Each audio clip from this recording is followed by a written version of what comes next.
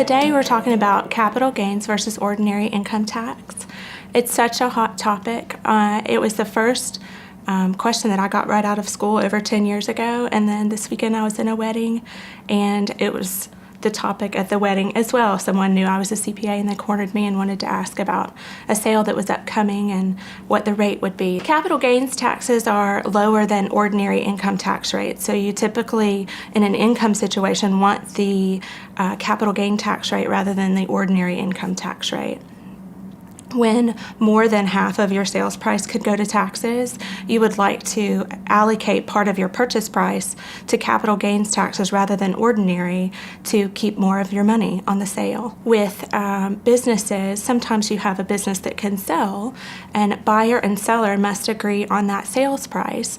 And once they agree on that sales price, they can allocate that sales price among items such as goodwill or land or fixed assets.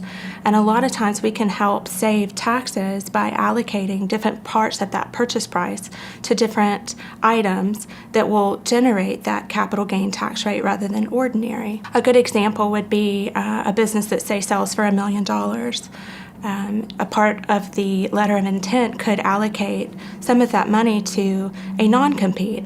And while a non-compete is important, the more of that sales price that's allocated to that non-compete could generate ordinary income tax rates.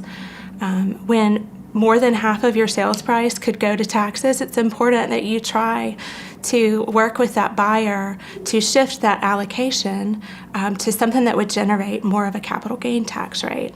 By working with the buyer to shift it to goodwill, you could save on a $400,000 transaction $80,000 easily and make both buyer and seller happy.